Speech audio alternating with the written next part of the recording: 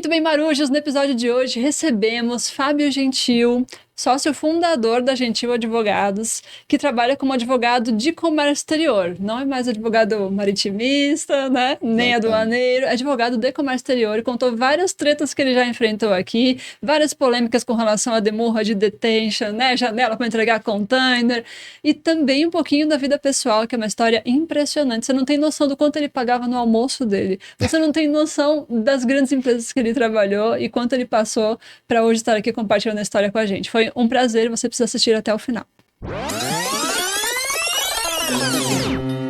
Fala, Marujo! Começando nossos trabalhos com o nosso instrumento tecnológico. Seja muito bem-vindo a bordo de mais um episódio do seu querido podcast, o podcast do canal Tecnologia Portuária. E eu quero falar com você. Muito obrigada, nosso querido seguidor fiel, tanto do Tecnologia Portuária, que já passamos de 46 mil seguidores inscritos, né, no YouTube, e também você que está nos seguindo no @portcastoficial. Se você não está seguindo ainda, por favor, inscreva-se no @portcastoficial, que é o nosso canal separado só para os episódios do podcast, em que você pode ver pessoas super renomadas como essa que eu vou entrevistar já já. Mas eu quero, antes de começar nosso papo, agradecer quem ajuda a manter tudo isso, que além de você, com suas curtidas, seus likes, comentários e compartilhamentos, também temos nossa querida T2S, nosso primeiro container que chegou no terminal aqui, que é uma empresa de tecnologia para o setor portuário, desenvolvimento de software com muitas soluções para o setor portuário, assim como o Data Recintos, que é aquela comunicação que precisa ser feita dos pátios com a Receita Federal, para que o terminal, o recinto, não seja desalfandegado. Todas as informações têm que migrar de forma segura e ágil, e o Data Recintos conecta o API Recintos da Receita Federal com o seu terminal, para que isso aconteça da forma mais confiável possível. E a LogComex, nossa querida parceira também, que trata de inteligência de dados para comércio exterior, inclusive com inteligência artificial, viu? Então, se você precisa de novas estratégias para novos mercados, conte com LogComex. Marujos, no papo de hoje tenho o prazer de receber, foi difícil de conseguir agenda, mas conseguimos, Fábio Gentil, sócio fundador da Gentil Advogados, é isso? É isso aí. Aí, seja bem-vindo a bordo. Finalmente, né? Finalmente conseguimos Meu essa Deus agenda. do céu, as piores agendas. Eu já tava vindo pra cá e ainda brinquei. Falei, a Ellen, tanto tentou, mas isso era livramento. Que horror. Aí eu vim gravando e falando assim, prepare-se para o pior episódio do seu podcast. Eles vão provar que não, você vai ver, vai chover de comentários. Muito obrigada, viu, por separar um tempinho na agenda, por aguentar a minha insistência. Não é? O coitado não podia fazer um story em paz, que todo story dele eu comentava. Mas obrigada, é muito legal ter você aqui. Legal, Ellen, obrigado. E eu quero que você comece falando um pouquinho da sua trajetória, porque antes de ser advogado, você chegou a trabalhar com alguma outra coisa, ou começou com o sonho do direito? Como é que começou a tua carreira? Conta pra gente. Putz, Ellen, eu já trabalhei com algumas coisas. Eu, quando era novinho, eu trabalhei nos Correios. Jura? É. Nossa! Um pouquinho tempo, mas eu trabalhei nos Correios. Eu era novinho, queria ter mais dinheiro. Não tinha muita opção, não sabia fazer coisa nenhuma. Uhum. E tinha uma agência do Correio perto de casa e eu fui fazer alguns trabalhos avulsos nos Olha Correios. Só. Depois, um pouco mais pra frente, eu sempre estudei bastante inglês. Eu fui dar aula particular de inglês. Dei aula de inglês bastante tempo. Que legal. Trabalhei em banco. Até eu trabalhei no falecido Unibanco. Falecido Unibanco. E foi uma experiência bem legal também, até o dia que o banco foi assaltado. E eu lembro que eu estava no primeiro ano da faculdade. E aí, pra mim, foi o que faltava, assim, pra eu pedir pra sair. Uhum. Mas foi uma experiência bem legal. Mas você tava lá dentro? Como é que foi isso? Tava, arma na cabeça e tudo. É que antigamente, é engraçado, a segurança dos bancos era uma coisa, assim, um pouco vergonhosa. Você tem Tinha porta giratória? Não, era uma porta deslizante, mas a gravação ficava na própria agência. Era na época que gravava em videocassete ainda, né? E os bandidos sabiam onde ficava tudo, aí renderam todo mundo. Foi feio o negócio. E eu super novinho, tinha uns 18 anos. Aí eu pedi pra sair, eu falei, não, pra mim já deu, obrigado, tô fora. Minha vida vale mais. Aula de inglês. Até que um pouco mais pra frente eu fui trabalhar em agência marítima, fui trabalhar na MSC. Trabalhei na MSC quase 10 anos, exercendo diversas funções. E fiquei na MSC até 2009. Saí da MSC em 2009 na qualidade de gerente jurídico e general counsel. Que legal. E já na área do direito. Você começou pela área do direito lá, não? Não, eu comecei como assistente de documentação da área da linha Américas. Eu falava inglês bem, né, naquele momento, então o Customer Service precisava de alguém que falasse inglês bem, Sim. e eu fui convidado a trabalhar nessa área. Depois eu fui trabalhar com transbordo de carga, fui trabalhar na área de operações. A MSC naquele momento estava buscando viabilizar transbordo no Brasil. Existia um óbice por causa da questão da cabotagem, que o armador estrangeiro não podia fazer cabotagem. Sim. Então nós buscamos uma estratégia de cobertura de bandeira. Foi quando a MSC começou a fazer transbordo no Brasil, através do Porto do Rio de Janeiro. E para mim aquilo foi vamos dizer assim, um palco, uma forma de eu mostrar o meu trabalho, e isso me deu bastante visibilidade dentro da empresa. Quando houve a oportunidade de fundar um departamento jurídico, eu fui convidado a trabalhar nesse departamento, ele foi ganhando corpo. Inicialmente a gente cuidava de algumas coisas de claims e uma parte mais institucional, e depois a gente foi abarcando as outras áreas, até que num momento o contencioso civil veio para dentro de casa também. Nós tínhamos uma equipe bem grande para fazer cobrança de demurrage, depois cobrança de detention, cuidar de claims, enfim, todo o trabalho jurídico que o armador precisa, né? E aí em 2009 eu ia fazer 30 anos e estava ali num momento de decisão, né? Qual caminho que eu tinha que seguir da minha vida. A advocacia sempre foi ali a via eleita, mas às vezes você não sabe se você fica no mundo corporativo ou se tenta um negócio próprio, né? E em 2009 eu fundei a Gentil Advogados para atender todos os players menos armadores. Tanto que hoje eu acho que talvez o meu escritório seja o único que não tem nenhum tipo de conflito de interesse com o armador. A gente não advoga para armador, para nenhum armador. Já é uma política do escritório desde a fundação. Nós advogamos principalmente para agentes de cargas, mas de uns 2 anos para cá, exportadores procuraram muito o nosso escritório.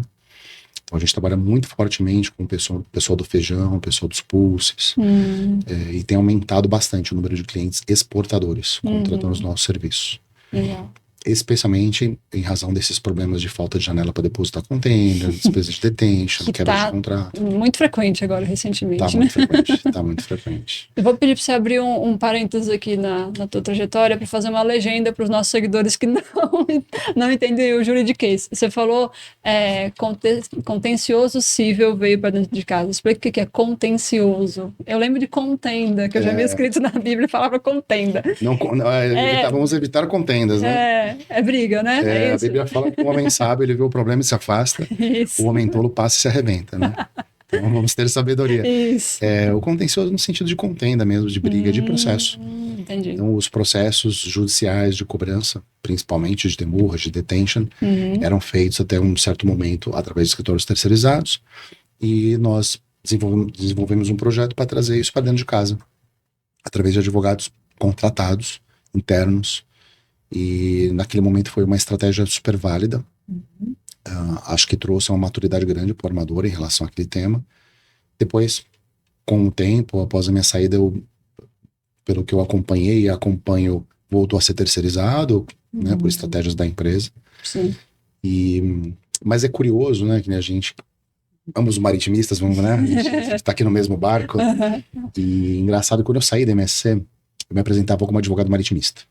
Então a gente tem a gente quer ter a nossa caixinha própria. Sim. Porque quando você fala que é um advogado, uma advogada, é muito abrangente, né? E as pessoas têm uma ideia, né? As pessoas já pensam em advogado, elas têm um conceito na cabeça. Quando você fala que você é um maritimista, dá uma bugada no destinatário da mensagem, a pessoa fala, o que é um maritimista? E aí te dá a chance de ser um pouquinho diferente do que o normal é. Verdade. Só que com o tempo, aconteceu um fenômeno interessante.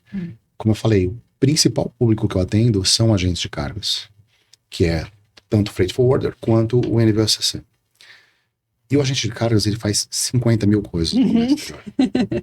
Ele não faz só o produto marítimo. Então você não é só marítimo, também é aduaneiro. Pois é, hoje eu me categorizo como um advogado de comércio exterior. Perfeito. Porque hoje o nosso escritório é bem abrangente. Nós temos 29 pessoas no nosso time. Legal. Então nós atendemos direito marítimo, portuário, aduaneiro, aéreo. Inclusive vários alunos em comum, né? Que você também é professor. Vários alunos em comum. E a gente acabou... É bem interessante quando eu vou nos congressos de direito marítimo, por exemplo. Sim. Tem vários assuntos hoje que eu olho e falo assim, pô, isso tá bem distante da minha realidade. Porque hoje a minha realidade é ajudar os meus clientes, tanto que é a nossa missão, né? Fala que a nossa missão é ajudar pessoas a resolver problemas e aproveitar oportunidades. Essa é a missão institucional do nosso escritório. Legal. Então, isso passa necessariamente e fortemente na parte comercial. Conhecer o fechamento de negócios, entender como funciona o mercado, entender quais são os componentes para uma boa contratação de frete, entender como que o agente de cargas consegue navegar nesse mar vermelho do agenciamento de cargas, porque é muita gente. Então, para conseguir se destacar, não é fácil. A gente pode até falar um pouquinho sobre as estratégias aí dos agentes de carga se destacarem. Inclusive, você também fala bastante sobre a questão do OEA para agente de carga. Eu falo muito sobre o OEA. Porque nós temos 2 empresas na nossa organização. A gente é advogados, voltada para comércio exterior, 100%. Sim. E a gente é consultoria em que a gente faz só a certificação de OEA. Fazemos isso desde 2016. 2015 foi publicada a primeira IN da Receita, a 1985, e de 2016 para cá a gente vem fazendo isso de uma forma constante. Né? O único produto da gente advogado, da gente consultoria, é a certificação de OEA. E é um grandíssimo diferencial, porque hoje um agente de cargas, para trabalhar, ele precisa de um notebook e um celular. Ele pode ser um nômade digital. Pode ser, assim, tem uma carência muito grande de regulamentação para o freight forwarder. Para o cara ser um nível ACC é um pouquinho mais difícil, tem que ter os contratos mundiais, contratos NAC, bem mais complexo para você conseguir ter realmente um volume de negócio suficiente para justificar uma contratação mundial. Sim. Mas para o freight forwarder, para esse cara que numa linguagem antiga a gente chamaria de agente transitário, Nossa. é bem mais fácil. Posso pedir mais uma legenda? Porque Pode. pra gente tá bem claro, mas tenho certeza que para muitos seguidores talvez não esteja claro. Você falou NVOCC, o buraco é mais embaixo, o freight forwarder, agente de carga. Exato. É possível explicar de forma didática a diferença entre agente de carga, NVOCC e freight forwarder? Vamos lá. Agente de cargas é uma nomenclatura 100% brasileira. Então, quando eu falo de agente de cargas, eu estou falando de um intermediário que na legislação norte-americana você chama de OTI, que é Ocean Transport Intermediary, que a ANTAC adotou uma terminologia próxima, que são os agentes intermediários. Dentro dos agentes intermediários, eu tenho essencialmente 2 figuras. O freight forwarder, que é esse agente transitário, né, porque vem de freight forwarder, então to forward alguma coisa, então pôr para frente, transitar, caminhar, dessa ideia de movimentação do frete. E do outro lado, o NVOCC, que é o clássico que a gente ensina na faculdade, do Non-Vessel Operating Common Carrier. Do armador sem navio. Do armador sem navio. Aí, ok, até aí, doutrinariamente tá fácil de entender, mas e na prática? Na prática, quem a gente chama de NVOCC no dia a dia comercial é a empresa que tem um contrato normalmente mundial com o armador, em que ele tem um determinado allocation, tem um espaço reservado com esse armador. E a gente tem uma série de micro detalhes, tá, dessas negociações. Mas de forma geral, ele é o cara que efetivamente teria um espaço alocado no navio para revenda. E normalmente os clientes do NVOCC são os freight forwarders. E os freight forwarders revendem para os clientes finais. Então a gente tem aquela sequência de BLs. BL Master, Submaster, House. E às vezes tem os co-loaders também. Sim. Mas essencialmente é isso. Quem emite BL, por os fins legais é considerado NVOCC. Quem não emite é freight forwarder. Aonde que cria um certo barulho no Brasil. O certo barulho que acontece no Brasil é que tem freight forwarder que emite o BL próprio na exportação. Por quê? Porque tem uma questão comercial, estratégia de capilaridade, de alcance de clientela. Então, nem sempre é interessante para ele agir como um mero intermediário. Ele quer se colocar na condição de carrier. Como a nossa legislação ela não veda, ela faz uma separação doutrinária, mas ela não veda, a gente acaba tendo essa dicotomia dos papéis. Então, você tem ali, classicamente, os NVOCCs que oferecem um serviço LCL, que oferecem um serviço de carga consolidada, inclusive para os freight forwarders, ou talvez especialmente para os freight forwarders, e a turma que trabalha com full container, que trabalha com container cheio. Então a gente acaba, por falta de uma legislação específica, aqui as coisas ficam um pouquinho mais confusas. Mas classicamente, o NVOCC é aquele que emite BL, o freight forwarder não emitiria o BL próprio. Essa é a diferença dos dois. Olha só, aula, anotaram? E não, a diferenciação. Não é fácil de entender. quando a gente vai explicar VL Master, Submaster, a galera já dá uma bugada, né? Porque a definição da Receita Federal é... É que eu falo para os alunos Né? assim, por exemplo, Incoterm, é obrigatório ou não? Se a gente for analisar o que a ICC prevê, não é. Exato. Né? É uma recomendação comercial. Mas aí você não bota em prova. E no Brasil, é obrigatório ou não? É. No sistema tem que colocar. Eu não consigo. Registrar daí. Se não registrar, eu não avanço. Sim. Então, do ponto de vista do direito público, eu sou obrigado a informar o Incoterm, mesmo que no direito privado eu não tenha essa obrigatoriedade. São esses Sim, as detalhes. particularidades brasileiras, né? Que é isso que o nosso aluno da pós-graduação precisa aprender, né? Exato. É como eu sempre costumo dizer, o cara faz a faculdade, ele sai da faculdade um generalista. Isso. E às vezes ele corre o risco de fazer a pós-graduação e ser já um generalista também. Um generalista pós-graduado. E ele não tem densidade em nenhum assunto específico. Né? Como eu costumo, nas primeiras aulas, eu costumo falar, pessoal, é o seguinte, eu gosto de focar nas questões práticas. Eu não sou um grande doutrinador, né? Não tenho acadêmico, né? Acadêmico, catedrático, eu não tenho essa característica. Eu sou um cara prático, eu sou um cara de operação que virou advogado. Sim. Não foi um caminho diferente. Então eu costumo dizer para os alunos, vocês têm um ano para aprender bem pelo menos um produto que ajude vocês a pagarem na faculdade. A pós-graduação. Quanto custou a pós-graduação de vocês? Quantas parcelas vocês estão pagando? Tantas. No mínimo, vocês têm que ter um produto que pague essa pós-graduação. Olha, legal esse jeito de pensar, né? O que eu... Aí vocês vão ter uma porrada de professores. O que eu posso fazer? Que produto que eu posso ajudar vocês a desenvolverem para vocês pagarem a pós-graduação? Sim. Inclusive, aproveitando o gancho, tem alguns alunos, tem uma aluna que eu esqueci o nome, mas ela comentou, quando eu compartilhei da pós-graduação que a gente dá aula, né, na Unisanta, ela falou, depois que eu vi a aula dele de contratos, eu mudei o meu objetivo de trabalho. Ela falou, agora eu quero trabalhar com isso. Que legal. Porque foi da disciplina de contratos internacionais. Que aula que eu dou? Isso, exatamente.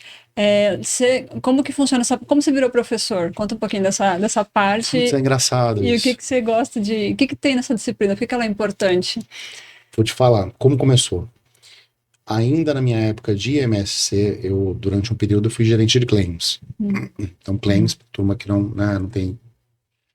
não está ainda habituado com a terminologia, é basicamente a área de faltas e avarias, acréscimos, faltas e avarias, né? Então, avarias de cargas e acréscimos também são considerados claims, né? Às vezes tem um corpo junto ali da carga, ou vem drogas, e faltas.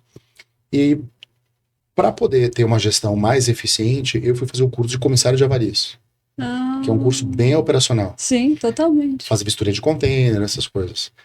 Porque eu não queria ser só um burocrata, eu não queria ficar só sentado no escritório e dando ordem de uma coisa que eu não sabia o que era. Caramba, que legal. Então eu fui fazer um curso prático daquilo, na Funenseg, aqui na Epitácio Pessoa.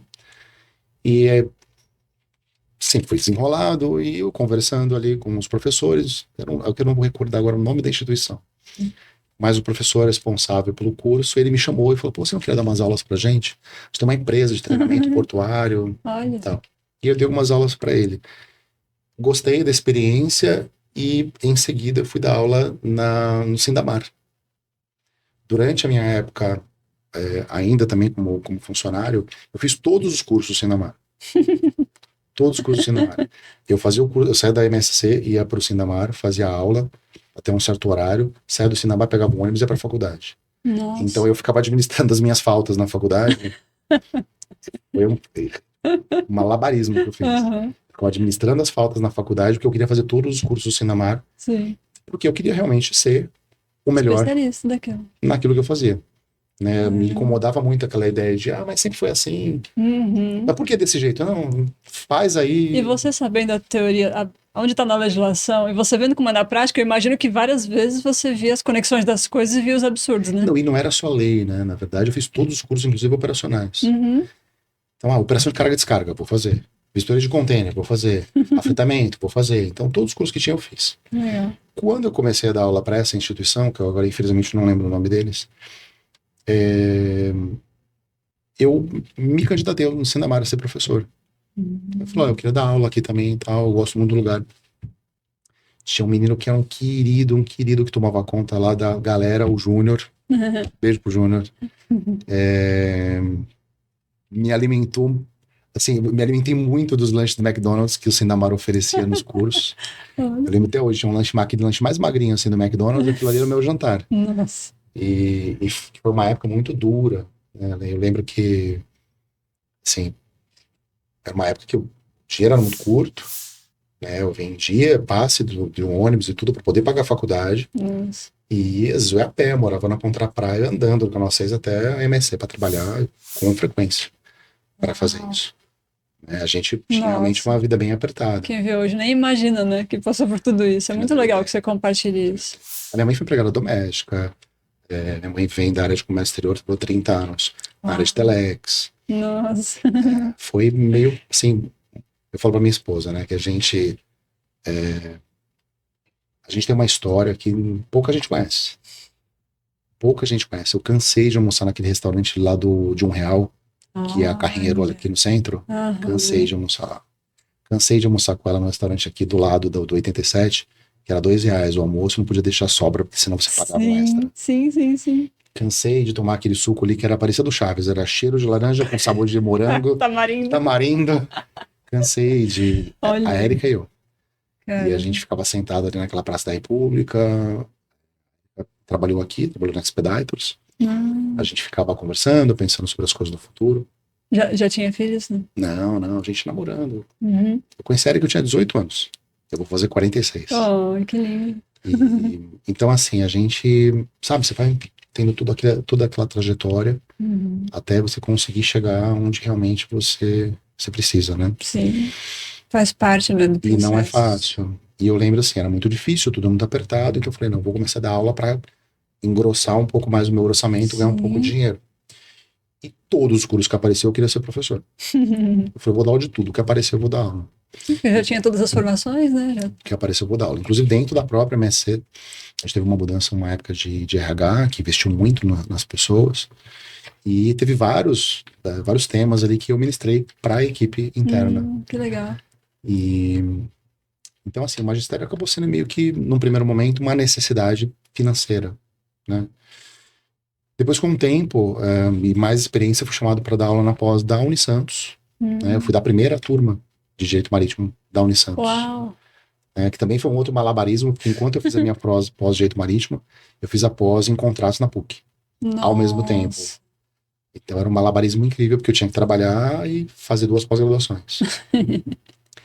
Aonde que os contratos entram aí hoje na minha atuação como professor, respondendo a tua pergunta, depois dessa volta toda que eu dei.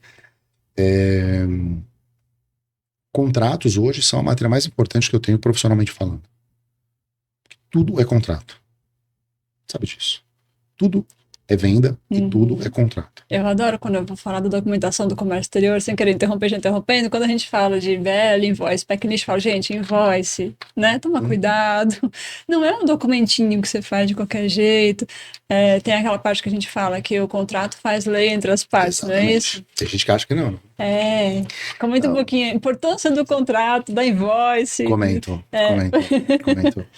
Eu acho que às vezes a gente precisa voltar à raiz da palavra. O que é um contrato? Né? O que é um contrato? Você começa a pensar na palavra, o que é um contrato? Um acordo. A gente vive de acordos. O tempo todo a gente tem vários acordos. A gente tem acordos sociais, a gente tem acordos morais, a gente tem acordos... Os combinados, né? São os combinados, né? De diversas naturezas. Olha, até aqui eu posso ir, até ali eu não posso ir. Então a gente tem esses combinados. Para eu fazer com que o meu cliente hoje tenha sucesso, eu preciso ajudar ele a fazer os melhores combinados. Seja com armador, seja com terminal, seja com NVO, seja com parceiro estrangeiro, seja com os clientes, com os próprios colaboradores, ou como eu gosto de chamar, funcionário, que eu não gosto... O cara é funcionário, porque ele funciona. Porque ele é bom, porque ele funciona. Você vai, colaborador, a pessoa é essa geração nova. Então, todos esses arranjos, eles são necessários para que a gente tenha sucesso na nossa vida. Né? Os arranjos que você tem com seu marido, ou os arranjos que eu tenho com a minha esposa, para que a nossa vida funcione bem. Quando foi começar a pós da Unisanta, eu lembro que eu estava conversando com o Pedrosa, e ele falou assim, pô, gente, eu queria te trazer para o nosso grupo de professores, e o que você sente à vontade de tratar? Que tema que você sente à vontade? Você quer falar de direito do mar? Você quer falar de fundamentos do direito marítimo? O que você acha que seria? Eu falei, cara, eu quero falar de contratos. E meio que aconteceu da gente tem um combinado nosso de que eu seria normalmente o primeiro professor a dar o curso. Uhum. Por quê? Porque o contrato é meio que a base de Base. tudo, Uhum. né? Essa questão de o contrato fazer lei entre as partes é algo que eu acho que as pessoas esqueceram um pouco. E não é muito da cultura do brasileiro fazer contrato. A gente trabalha muito com o norte-americano. O norte-americano ele tem o hábito de fazer contrato. Contrato é seguro. Uhum. O brasileiro não tem o hábito de fazer nenhum dos dois. Exatamente, era isso que eu ia falar. Seguro para tudo lá. É. Então, eu tenho normalmente levado para o aluno uma visão mais norte-americana do contrato, especialmente com relação à contextualização. Né? Nos contratos, no direito norte-americano, em especial, a questão do contexto é muito importante para a interpretação daquilo que foi combinado entre as partes. E no direito brasileiro, a gente não tem tanto essa cultura.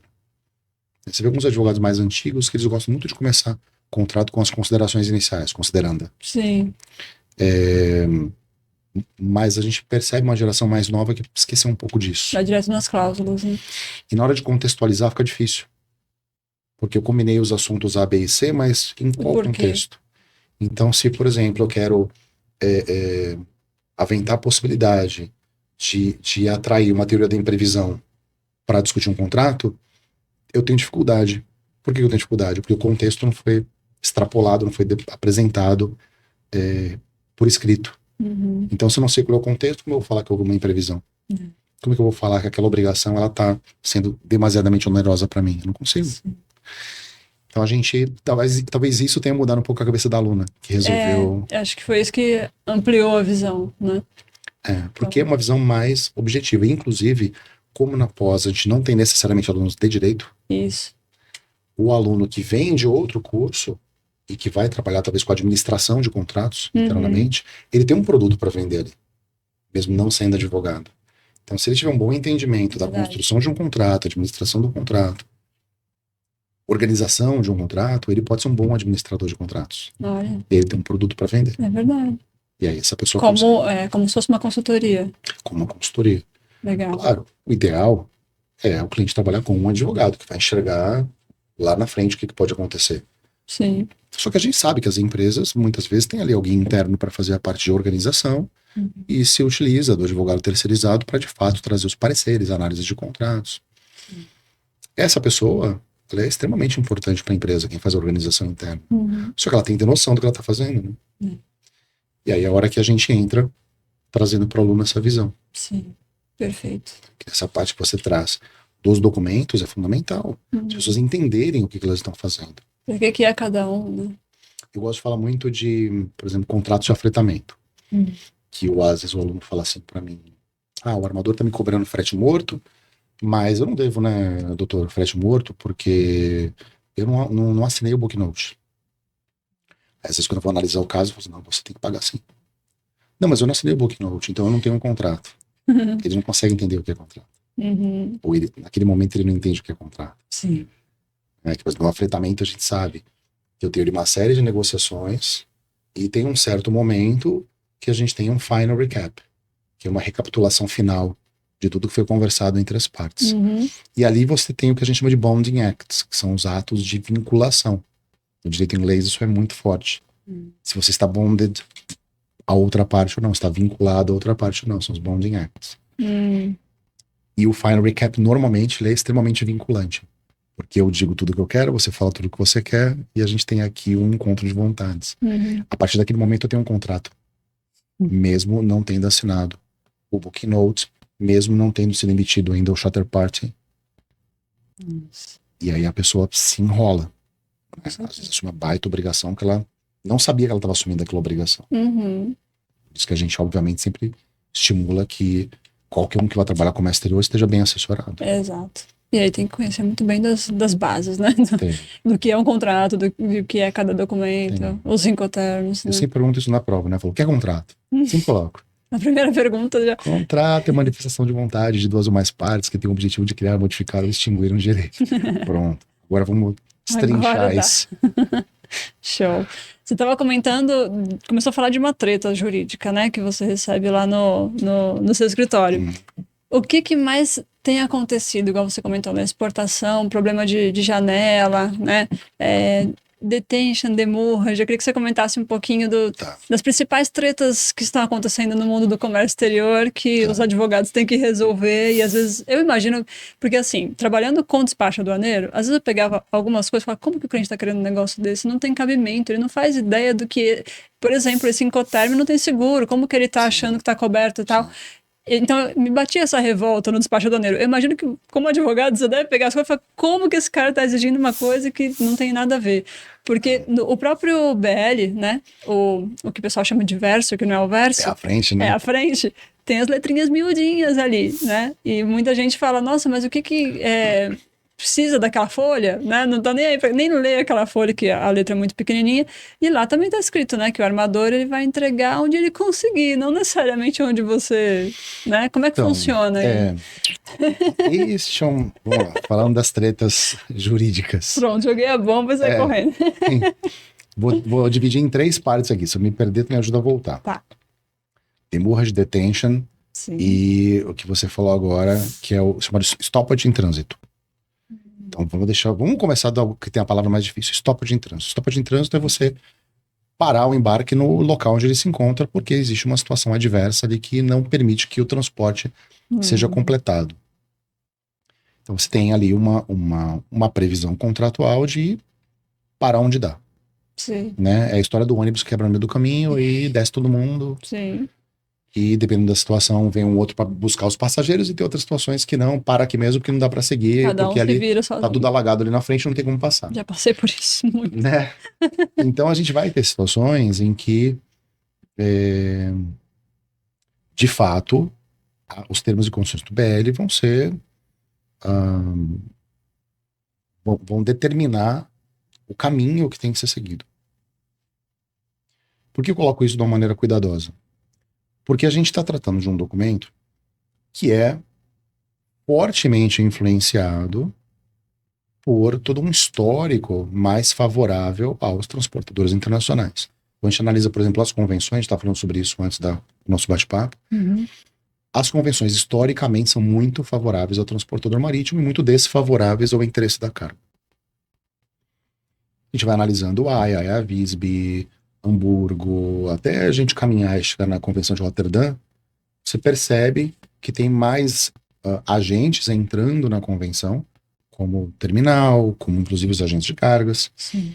Né? Lembrando que os agentes de cargas começaram a ter ali um peso mais significativo na década de 70. Começa a falar de agentes de cargas na década de 50, com Malcolm McLean. Na década de 70 a gente começa a ter um pouco mais de movimento. Em 70 a gente teve, por exemplo, a Nuno Ferreira, que veio para cá com o seu Nuno, que eu tive o maior prazer de conhecer, um grande empreendedor. Que legal. Infelizmente não está entre nós, está no reino. Década de 90, a containerização vindo muito forte para o Brasil, inclusive com a edição da 9611 de 98. A lei do transporte multimodal, que foi criada para regulamentar os agentes de cargas e criou um bicho diferente. Isso. Por isso que até hoje O ATM, né? O ATM no Senado é a mesma coisa. Sim.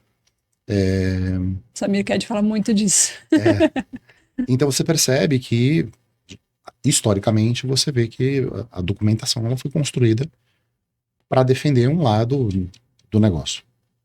Então os BEDs eles têm uma série de previsões ali que são bastante discutíveis. E por uma questão de soberania, né, nós temos normas internas que vão se sobrepor ao BL em diversas situações. Então, por exemplo, hoje nós temos um papel muito forte da agência reguladora responsável pelo produto marítimo, a ANTAC, determinando como o armador tem que se comportar em certas situações. Tanto o armador quanto o usuário, né? Então, como que os contratantes têm que se comportar. Essa questão do BL é um ponto que a gente precisa tomar cuidado, porque nem sempre o que está no BL é o que vai valer. A gente tem BLs, por exemplo, atraindo discussões para foro estrangeiro, e isso, claramente, é inconstitucional. Porque eu estou vedando o acesso ao judiciário, estou impedindo o acesso ao judiciário. Você tem um armador, por exemplo, francês, que tem um agente representante no Brasil. E eu tenho um exportador brasileiro.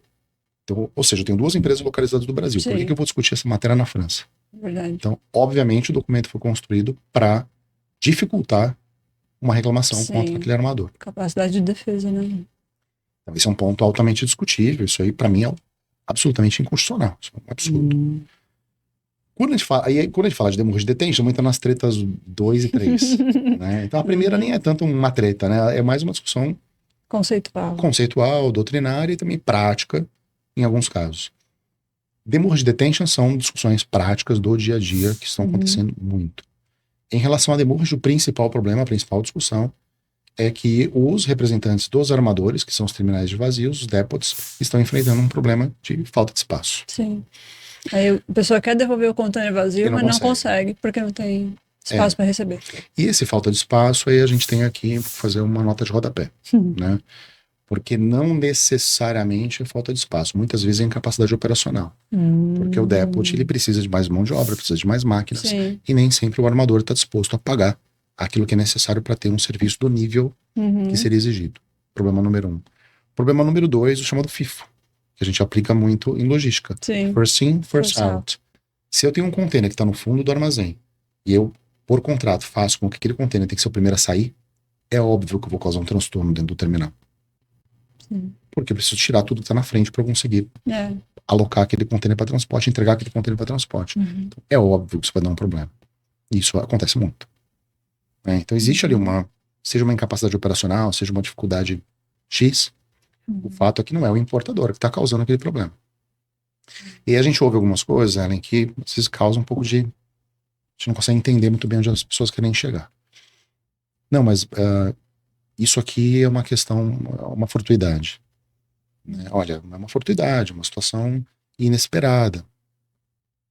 Ao mesmo tempo, a gente ouve, olha, o importador, o agente de cargas, né, porque é o consignatário do master, tem que se planejar melhor para devolver o container. Peraí, mas se é uma fortuidade, uma das características obrigatórias da fortuidade é que ela seja imprevisível. Imprevisibilidade e resistibilidade. Se um desses elementos não está presente, eu não tenho uma fortuidade. Se o evento é previsível, eu sei que está tendo um caos logístico, então não é imprevisível. Então, peraí. Ou eu tenho que me programar, ou é imprevisível. É um dos dois. Não dá para ser os dois ao mesmo tempo. E como é que eu tenho que me programar? Eu tenho um prazo de, vamos dizer, 20 dias para devolver o container vazio. Posso devolver dentro desses 20 dias, no dia que eu quiser, pô. No dia 1 ou no dia 19. Não, mas você tem que se programar antes. Então quer dizer que tá um caos para todo mundo, mas eu tenho que ter a capacidade de saber exatamente o dia que eu vou devolver. Tem mais nem menos. Me parece que falta, às vezes, um pouco de bom senso. Toda vez que a gente toma uma decisão, um posicionamento extremista, isso causa mais problemas do que resolve. Quando eu estou discutindo com o armador, eu tomo muito cuidado para não ser extremista. Muito cuidado para não ser extremista. Quando o meu cliente está errado, está errado. Quando faz sentido, não faz sentido. Não dá para você ter sempre razão. Agora, tem situações que é o bom senso, né? O senso comum. Sim. O senso comum. Eu estava vendo hoje uma coletiva do Trump abolindo essa aberração de homem competindo contra a mulher, né? Essa questão de transgênero e tal. Ele falou, olha, nem era para eu estar aqui, porque isso aqui é bom senso comum. Senso comum que o homem não tem que competir contra mulheres, mas fazer o quê? Já que eu tenho que assinar, então eu vou assinar, dizendo que não pode. Né? Esse tipo de coisa que é senso comum. Poxa, eu tô tentando devolver o container e eu tenho que pagar demurrage. Mesma coisa na exportação. O terminal não tem janela para receber o container. Vamos lá. Situação número 1. Não tem janela porque tem uma incapacidade de espaço, ou ele não tem janela porque não é a hora para eu depositar o container, porque o navio atrasou. Tem duas situações. Sim. Então tem um navio, por exemplo, que está previsto para o dia 8 e existe ali uma previsão de depósito das cargas para o navio do dia 8. Se o navio atrasar para o dia 12, é evidente que o terminal não vai abrir o gate porque ele tem que receber as cargas do navio que vai chegar no dia 11, Sim. sei lá. Sim. Ou, enfim, o navio que chega antes ele vai atender primeiro. Não. Mas quem foi que atrasou o navio? O armador. E o armador vai cobrar detention do exportador. Exato. É isso que o pessoal fica indignado. O armador fala, não, mas eu não tenho culpa, o navio atrasou porque o dia está nublado. Tá bom, você não tem culpa, eu também não tenho também. Então a mesma fortuidade cobra. que aplica para você, aplica para mim. A chuva que chove aí, chuva aqui. Isso, exatamente. Tá, mas não é o caso de atraso de navio, é o terminal que não tem espaço. Tá bom, quem é que contrata o terminal? E quando a gente fala terminal, esse é um outro ponto também que eu gosto de conceituar, porque as pessoas se perdem um pouquinho. Terminal fica muito genérico. Sim. Eu tenho ali uma instalação portuária, e naquela instalação portuária eu tenho alguns serviços que são prestados. Um desses serviços é serviço de armazenagem de carga. e movimentação. E eu tenho um serviço chamado operação portuária, que é operar o navio, carregamento e descarregamento. Quem é que contrata a operação de navio? O armador. Quem é que paga box rate pro terminal? O armador. Onde que está isso? Resolução normativa 72 da ANTAQ. Quem contrata o armador, quem contrata o operador portuário é o armador. Quem contrata o box rate, que é o pacote de serviços que eu tenho desde o gate-in até o embarque, é o armador. O terminal não tem espaço para receber o container. Culpa é de quem? Vai passar para quem? Não vou nem falar em culpa. O exportador tem que pagar por isso? Pois é. O Código Civil fala claramente responsabilidade pelos seus prepostos. Existe uma relação direta ali. A gente fala, poxa, mas isso não é óbvio? É. Só que, infelizmente, parece em alguns casos que que torcer a norma é mais benéfico. Sim. Né? E para a pessoa que não tem conhecimento, ela só quer liberar a carga, ela só quer resolver, ela, né? Vai fazendo. E eu vai sinto assim que tem uma deficiência muito grande de formação dos profissionais que estão à frente desses assuntos aqui no Brasil. A gente olha mundialmente, os armadores têm grandes equipes jurídicas, pessoas muito capacitadas. Os advogados terceirizados muitas vezes são grandes bancas de pessoas extremamente capazes, mas infelizmente eu vejo que às vezes o advogado corporativo tem uma formação deficiente. A gente tem um caso recente, não vou falar o nome do armador por uma questão óbvia, né? Mas o armador fechou a reserva com o nosso cliente, deixou retirar o contêiner vazio, o cliente estufou as cargas, carga perecível. O terminal recebeu esse container e na hora de embarcar o armador falou que não ia carregar. Mas por que não vai carregar? Porque você tem dívidas de outros embarques comigo. Pô, isso é uma armadilha. Gente. Isso é uma forma de coação. Eu te coloco contra a parede e falo, olha, o negócio é o seguinte, tua carga tá aqui comigo. É um sequestro. É uma forma de retenção, inclusive. E aí você fala, não, mas eu não... Como assim? Não, então se quiser desova. Mas como assim se quiser desova? Minha carga é carga perecível. Eu tenho um contrato para cumprir. Tem carta de crédito que depende da data de embarque. Eu tive despesa de estufagem, tive despesa de transporte, tive despesa de pré-stacking, tive despesa de tudo. Quem vai pagar por isso? Não, eu que não. E aí quando você discute a questão legal, vem algumas pérolas assim, o artigo 10º da Resolução Normativa 62 da ANTAQ permite que eu não carregue para um cliente que deve para mim. Só que carregar, olha como uma questão... Por isso que é importante as pessoas estudarem português também, né? O conceito da palavra. Quando eu falo em carregamento, a acepção que tem por trás da palavra carregamento ali é de fazer um novo negócio. Não é de loading. Ou seja, não é eu cumprir todas as etapas necessárias à formação do contrato. Eu tenho negociações preliminares, proposta, contraproposta, aceitação, execução. Então eu cumpri todas as fases. Quando eu estou na execução, eu falo que eu não vou colocar a carga para dentro. Essa foi a visão que a pessoa teve de carregamento. Só que, na verdade, o objetivo da norma é falar, olha, Ellen, se alguém deve para você, Ellen, você não é obrigada a fazer negócio com essa pessoa. É isso que a lei tá falando. A lei tá falando óbvio. Sei. Todo mundo sabe disso. Olha, se a pessoa deve para você, você não vai fazer negócio com ela, pô. Mas peraí. Você já aceitou, já tá na última fase. E aí, na hora da execução, eu falo que não vai. Olha, só que é o seguinte, agora... Então, esses são os pontos principais que a gente está enfrentando. E é interessante, né? Você fala, poxa, mas é meio óbvio isso, né? Seja na importação, seja na expo. Caramba, esses são os dois grandes problemas? Pois é. A gente está falando de milhões de dólares. A gente está falando de milhões de dólares. Tem empresa que uma demurge quebra a empresa completamente. Vamos mais longe com isso. Pensa numa exportação. Tá? Então você tem lá um contrato para cumprir. Vamos pensar em alimentos. Tá? Vamos pensar em grãos, por exemplo. É um mercado extremamente volátil. Depende de safra, né? Tudo. Clima. De uma semana para outra, a diferença de preço pode ser drástica. Drástica. Eu tive cliente já que perdeu 5 milhões de dólares por atraso de embarque. Nossa, milhões. Milhões de dólares. 5 milhões de dólares. Por atraso de embarque. Então, assim, não é aquela coisa tão inocente ou descompromissada que alguns querem dizer. Olha, desculpa, tá, mas sua carga vai ser rolada pro embarque seguinte, pra semana seguinte. Não, mas como assim? Então não deu. Prezado cliente, sinto muito. Aí, na semana seguinte, Depois do cliente, lamentavelmente, pô, rola a carga do cliente 3, 4, 5, 6 vezes. Qual o custo disso? Uhum. E o impacto comercial? E a imagem? O dano da imagem, o dano à Sim. imagem da empresa no mercado. Tem um cliente lá esperando, né, que vai ficar chateado. E é o mercado internacional. E o mercado, ele tem uma regra que é muito simples. Os espaços não ficam vazios, alguém preenche. Uhum. A proposta que eu deixo de mandar para um cliente, alguém vai mandar. Nunca tem espaço vazio. Alguém sempre vai preencher. A carga que eu não entreguei, alguém vai entregar. A partir do momento que eu deixo de ser confiável para o mercado não vai comprar mais de mim. Então não é só aquele dano, é um dano que se prolonga no tempo. Então, assim, essas são as questões principais que a gente tem debatido. Que infelizmente é em cima do óbvio, né? Se as pessoas fizessem a lição de casa. Se, igual você falou, estudasse português, estudasse, né? Eu tô muito cuidado, Contatos. assim, para não ser. Se o tempo vai passando, a gente vai melhorando com tentando melhorar, né, algumas coisas. Sim. Já fui muito linguarudo, assim, sabe? De arrebentar com as pessoas e de me arrependo um pouco disso. Hoje eu tento ser mais sereno, assim, nos meus comentários, sabe? Sim.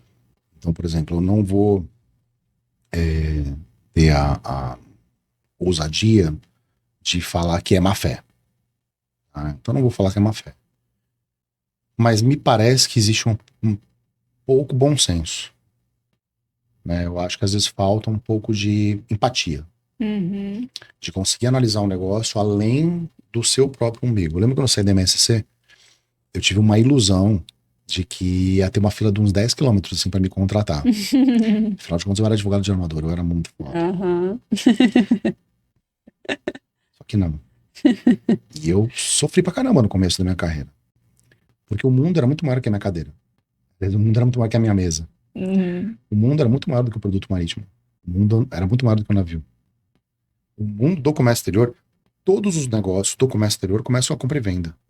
Não existe nada sem compra e venda. Compra e venda é o contrato mais importante que existe. Verdade. Sem compra e venda não tem transporte, não tem armazenagem, não tem seguro, não tem nada. Sim. Tem que ter alguém para comprar, tem que ter alguém para vender. Vender. Então, no dia que eu consegui enxergar que o mundo era muito maior do que os BLs, do marítimo, Uhum. o BL é só no marítimo, né? Senão seria a WP. Aí a minha perspectiva mudou. E às vezes eu tenho certas discussões que eu olho para as pessoas e eu vejo que a pessoa está presa num mundo muito estreito. Sim. O mundo do dia 15 e do dia 30. Ela está mais preocupada em receber o saláriozinho dela do que outra coisa. Uhum. Não está preocupada em resolver o problema de ninguém. Está preocupada em atender o cliente interno dela, que é o chefe. Está preocupada em cumprir a cartilha da matriz. Se ela cumpre a cartilha da matriz de uma forma perfeita, ela cumpre os KPIs, ela vai bonificada por aquilo. Ela não é bonificada por atender bem o cliente, ela é bonificada por ser obediente. E aí quem sempre é penalizado? O cliente. Que é quem não tinha que ser penalizado. Que é o cara que tem a capacidade de mandar todo mundo embora, inclusive o presidente da empresa. Sim. Só que são vozes que ficam às vezes silenciadas porque a máquina é muito, muito grande. Então, assim, não vou, né, ser linguarudo, falar que tem má fé e que é feito de uma forma deliberada. Mas eu acho que falta empatia e falta um pouco de uma visão um pouco mais abrangente. De perceber o tamanho do prejuízo que está sendo causado. Sim. Né, e de buscar ferramentas ali para resolver. Logística no Brasil não é um assunto simples. A gente fala de dragagem, a gente fala de navios maiores, a gente fala de hub. Só que porto não estica. Porto você faz ampliações quando tem espaço para isso. Melhora equipamentos, para melhorar a produtividade. Mas não dá para eu, por exemplo, criar gate onde não tem. Sim. Criar acesso rodoviário onde não tem. Duplicar uma capacidade do dia para noite. Né? Acesso que não existe, acesso que depende de investimento estatal, que depende de investimento do município, sim, que não depende necessariamente do gestor do porto. É o que se diz agora, né? Que a gente tem uma grande era de modernidade de equipamentos, de capacidade, de gestão, de pessoas, mas falta infraestrutura logística. Né? E aí é onde que isso acaba desaguando. Muitos anos atrás era comum a gente falar de overbooking. Qual overbooking? Mas qual overbooking que a gente estava citando naquele momento? Do navio. Tem um navio que cabe 3 mil teus, eu vim de 4 mil teus, eu tenho um overbooking de 1.000, imaginando que vai ter um certo corte e que vai sobrar o necessário. Hoje a gente fala muito mais em overbooking logístico. Porque eu sei quantos containers podem passar pelo porto que eu utilizo como operador portuário, e mesmo assim eu vendo mais do que isso, acima da capacidade. Eu sei que não dá para essa galera toda entrar no porto, mas mesmo assim eu vendo. A gente tem um overbooking logístico. Eu tenho discutido muito isso com o ANTAC, inclusive. Pode crer. Isso é um absurdo. Faz todo sentido. Eu sei que não tem como colocar tanto container lá dentro. Mas tudo bem, eu vou cobrar detention dessa galera. E essa turma vai ter que pagar eventualmente armazenagem de retroárea, vou ter que deixar carga em pré-stacking. E isso quando tem espaço. É. A gente pega o pessoal de alimentos que precisa de mapa. Às vezes eu não tenho ali um Redex disponível para eu fazer o mapa. Sim. E para eu fazer dentro de zona primária também às vezes eu não consigo. Como é que eu faço? Perco embarque. Fora o container, né, para alimento, que é um container que é um padrão alimento, padrão especial. Né? Exatamente. Então a gente tem aí um monte de detalhes e eu acho que às vezes é até legal esse papo que a gente está tendo, porque talvez seja a primeira vez que eu esteja falando de uma maneira assim tão prática sobre o que a gente didática. faz. Exato. Porque às vezes as pessoas não entendem. Falam, maritimista, eu lembro de um professor de penal que eu tive, muito engraçado. Isso faz tempo, né? Direito penal. E ele falou assim, vai fazer direito marítimo? O que é? Arribada forçada? Eu falei, meu Deus, professor, você só conhece a arribada forçada. Só os termos, assim, né? Vai soltando os termos. E é engraçado eu olhar isso para trás agora, porque, de fato, hoje, 90% do meu tempo eu passo resolvendo esses problemas comerciais. Ajudando os clientes a resolverem problemas, a fecharem novos negócios, a desenvolverem novos mercados. Então, é um trabalho muito mais de conselheiro do que um trabalho de advogado propriamente dito. Sim. Então, aqui trabalho de tribunal e tal, quem faz é a minha equipe. Né? Então, eles estão voltados a cumprimento de prazo e tal. Eu trabalho muito mais de aconselhamento para os clientes. Na assessoria. Muito mais. Legal. Muito mais. E nessa assessoria você comentou que também tem a outra vertente da empresa, que é a questão do OEA, né? Que é a Agente Consultoria, que é outra empresa. Que é outra empresa. Outra empresa nossa. E explica para quem não conhece o que é o OEA e qual a importância do OEA. Ainda vale a pena? Porque eu vejo, por exemplo, cada vez mais. Despachantes discutindo a validade do OEA, gente de carga, né, questionando, para que eu que estou no meio, né, eu preciso do OEA. Explica um pouquinho o que é, a finalidade, né, e como que vocês ajudam os clientes. Explico. OEA é um acronismo para Operador Econômico Autorizado. Então não tem nada a ver com a Organização dos Estados Americanos. O pessoal confunde também. Só confunde às vezes. Operador Econômico Autorizado.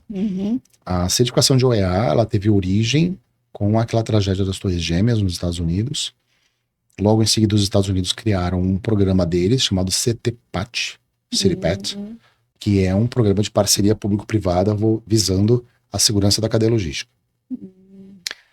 Em seguida, a OMA, Organização Mundial das Aduanas, criou uma plataforma normativa chamada plataforma SAFE. E em cima dessa plataforma SAFE foi construído aquilo que seria a estrutura básica para que os países, para que as aduanas, não são os países nesse caso, porque não é um programa governamental e nem de Estado. É um programa de alfândega. Sim. Então, é de Estado na acepção em que é vinculado à alfândega, mas é das alfândegas. Para que as alfândegas pelo mundo pudessem criar um programa de OEA, de Operador Econômico Autorizado, ou AEO, que é a expressão que se usa em inglês. Sim. Authorized Economic Operator. Isso foi 2005 aproximadamente. 2015, o Brasil publicou a sua primeira instrução normativa, instituindo o Programa Brasileiro de OEA, Programa Brasileiro de Operador Econômico Autorizado. Quem que é o OEA? O OEA é uma empresa acreditada pela Receita Federal como confiável, como um parceiro para que se tenha mais segurança na cadeia logística. É como se fosse um selo de qualidade. Como se fosse uma ISO, só que da Receita Federal. Legal. Quem que pode ser OEA? Portador, exportador, agente de cargas, transportadoras, operadores portuários, operadores aeroportuários. Deixa eu ver se eu esqueci de alguém aqui. Despachante. Despachante não pode ser mais. Já pôde. O despachante já pôde, não pode ser mais, porque o despachante, quando ele, na primeira instrução normativa, ele podia ser. Só tinha que fazer uma prova. Sim. Era uma prova bem complicada. Bastante. Né? Bem difícil. E a gente sabe que a gente tem duas gerações de despachantes. Pessoal que era ajudante, que virou despachante, o pessoal fez prova. Exato. Quem fez prova ficou bem chateado, tem que fazer prova de novo. E aí foi tanta reclamação, tanto mandado de segurança, que a Receita resolveu tirar. Existe uma previsão de voltar, tá? Ah, é? Existe uma previsão de voltar. Oh. Vai ser um pouquinho diferente, mas existe a previsão. Uhum. Quem que vai entrar também? As tradings. Trading não foi prevista na certificação UEA. Existe na legislação do EA uma previsão a respeito de qual percentual de operações diretas que você tem que ter para ser o EA. E tem gente que confunde e fala, pô, mas isso é sacanagem, a trading nunca vai poder cumprir isso. Mas é claro que não, porque não foi feito para trading. Sim. Foi feito para o importador, que dentro do grupo econômico dele tem uma empresa que importa para a galera toda. Então, se esse carinha importar, se não me engano agora são 15%, até 15% de operação indireta, ok. Tá, se eu estiver errado nesse número, depois a gente corrige. Sim. Ele pode ser o EA. Se ele ultrapassar esse percentual, ele não pode ser o EA. Mas é um importador. E é interessante que a gente vê que a legislação fala em importador. Ou seja, a trading, somente nos casos em que ela figura como importador, é que ela poderia ter aquela condição. As tradings devem entrar esse ano, tá? A gente está com uma expectativa boa para isso. Interessante. Quais são as vantagens para a Receita Federal? Quais são as vantagens Era isso que eu ia perguntar. para quem faz dá o EA? trabalho conseguir essa certificação, né? E o que eu ganho se eu for a Dá trabalho. Vamos lá. Vou falar das duas pontas, que são as pontas que espremem todo mundo, que é o importador e o exportador. Uma vantagem que é aplicável para ambos é a redução dos canais de seleção. Então, qualquer coisa que não seja verde cai para 0,34%. Ou seja, praticamente canal verde sempre. A chance de você ter um canal vermelho, conferência física, toda aquela demora cai absurdamente. Justamente porque a Receita Federal já vai ter vários dados da certificação, já confia, né? Ela já confia na empresa, né? A seleção, né? Porque quando a gente está ensinando para o aluno ali parametrização, a gente fala, tem ali uma seleção aduaneira. Sim. Você é selecionado por um canal e aí aquele canal fala o que vai acontecer. Então a seleção, ela já está sendo pré-feita, porque você passou por um canal cinza já. Verdade. De certa forma. Sim. Né? Eu já estou me submetendo a uma fiscalização mega rigorosa. Sim. E então falar dos dois que estão na ponta. Para o importador, ele consegue, por exemplo, liberar carga sobre águas. Sim, despacho sobre águas. As embarações das cargas chegarem. Ah, mas eu tenho sempre canal verde, eu não preciso ser o EA. Mas quanto tempo demora a tua parametrização? Parametrização, a gente sabe que às vezes demora um pouquinho. Se sou EA, tem parametrização automática. Ah, mas tá, eu sou exportador. Qual a vantagem para mim? Só canal? Você, como exportador ou EA, tem acesso prioritário ao porto. Um dos problemas que a gente tem hoje não é dificuldade de acesso? Fila. É a pulseirinha VIP da balada, né? Pulseirinha VIP da balada. O cara tem acesso ao camarote. Né? Então a gente consegue ter aí uma série de benefícios muito palpáveis e importantes. E tempo é dinheiro, né? No comércio exterior é dinheiro em dólar ou euro. Sou um transportador. Que benefício que eu tenho? 2 benefícios que eu gosto de destacar. Acesso prioritário ao recinto. Você imagina só, tem uma baita fila para poder depositar um contêiner de exportação. Eu sou um transportador OEA. Eu vou conseguir colocar minha carga antes dos outros. Transportador rodoviário mesmo, rodoviário, ele pode. Transportadora. Legal. Sou uma transportadora rodoviária que faz DTA. A gente sabe que a transportadora ela tem que ou contratar o seguro aduaneiro, ou ela precisa ter um patrimônio que seja suficiente para poder honrar as obrigações. Milhões e milhões, né? Se eu sou EA, eu estou isento dessa garantia. Se eu vou abrir uma DTA, eu estou isento da verificação física dos elementos de segurança pelo fiscal. Então, eu pego às vezes final de semana, que a gente tem que ficar esperando, que é uma baita demora para abrir a DTA, sendo uma empresa certificada EA, eu não tenho esse atraso. Legal. Então, assim, a gente viu um monte de coisas legais. Quem que tem menos benefício hoje? O agente de cargas. O agente de cargas hoje é quem tem menos benefício, porque é um benefício mais comercial. Ao mesmo tempo, eu costumo dizer o seguinte, às vezes eu posso ter um benefício, mas se esse um benefício pagar o investimento, eu faço uma análise do ROI, que é o meu retorno sobre o investimento, e quanto tempo aquilo demora. No universo do agente de cargas, a gente tem os grandes players, que são 5, 6, que representam uns 20% do mercado. Eu tenho todo o restante do mercado sendo diluído entre centenas de empresas.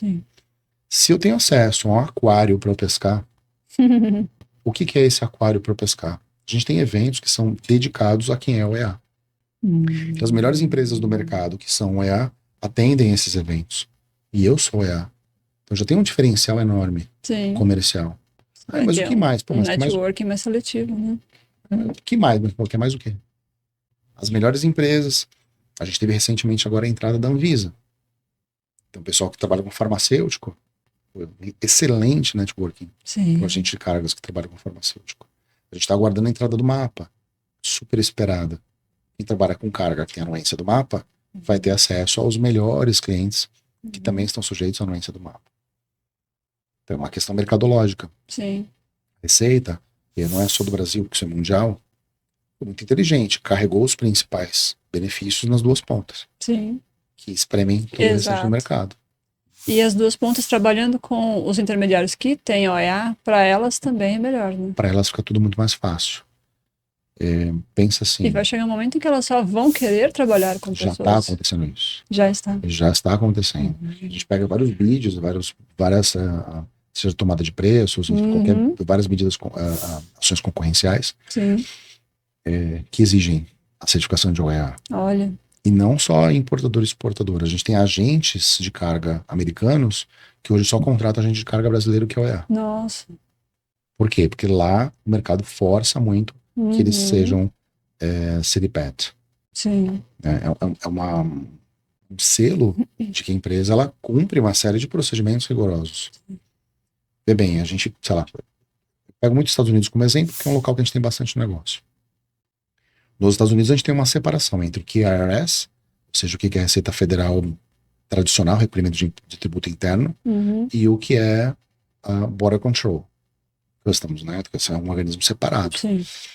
Eles são muito rigorosos com relação à segurança, com relação à documentação e registro das empresas.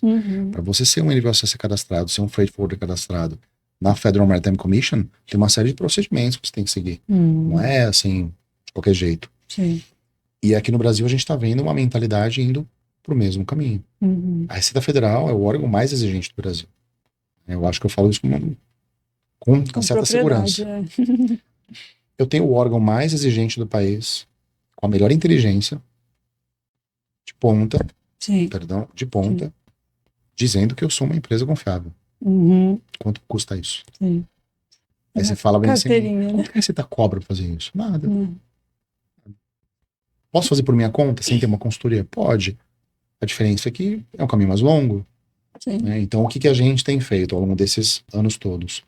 A gente tem reunido tudo aquilo que é necessário para que uma empresa possa ser OEA, e nós apresentamos para eles todo o caminho das pedras e a consultoria.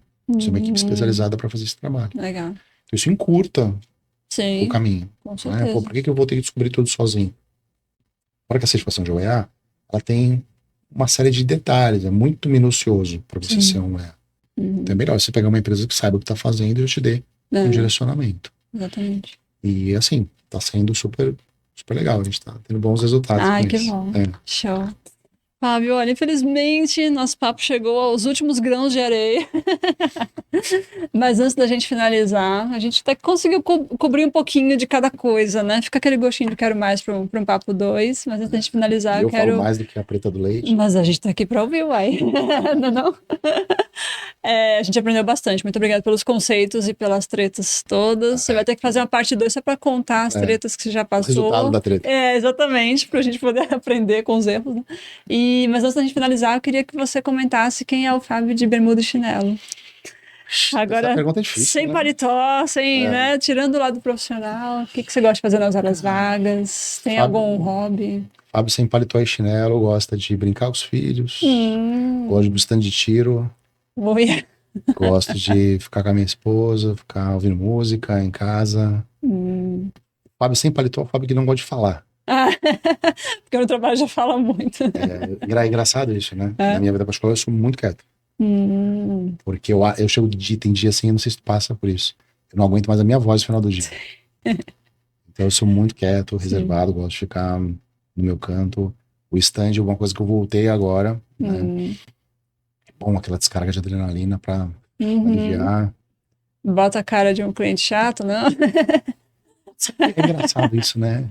Não sei se a gente tem tempo pra falar um pouquinho sobre isso. Eu não... Tenho mudado muito esse conceito sobre falar assim, tal pessoa é chata, tal pessoa é assim, tal pessoa é assada. As pessoas, elas não têm... As pessoas têm atributos. Os atributos podem ser considerados qualidades ou podem ser considerados defeitos, dependendo do contexto. Às vezes a chatice pra gente é só a pessoa exigente do outro lado. Né? Eu acho que a nossa percepção é a coisa mais importante de todas, né? E assim, uma né? Quem é o Fábio de bermuda e chinelo, o principal. É uma pessoa temente a Deus, que procura acertar mais do que errar, cheio de defeito, que não tem nenhuma qualidade que possa impressionar Deus, mas que tenta fazer as coisas da melhor maneira possível. E deixar uma marca bacana e que um dia possa ser lembrado como alguém que fez algo que tem valor. Basicamente, essa é a Caramba, que bonito. encerramento aí da... Arrasou. Muito obrigada, muito obrigada. Foi ótimo conhecer um pouquinho mais de todos esses lados que eu nem imaginava. A admiração só cresceu. Obrigada pela tua presença. Parabéns pelo trabalho, que legal. Fiquei feliz de participar. E agora deu certo, agora foi. E se você também gostou como a gente, por favor, deixa o like, né, Fábio? Né? Quem trabalha com o Fábio, comenta aqui, fala se ele é um chefe legal ou não. Os alunos nossos que nós temos em comum também comentem aqui. E os haters também, hater dá muito engajamento.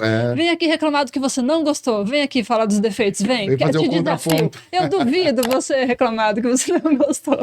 O hater é maravilhoso, porque nos meus vídeos eu adoro, dá muito engajamento. A gente tem os haters favoritos aqui também. Inclusive, a gente tá pra fazer um react dos haters, é engraçado. Comentem, haters, comentem. A gente fica muito chateado quando vocês comentam. Né? Não é isso? É isso aí. Gente, muito obrigada. Até o próximo vídeo.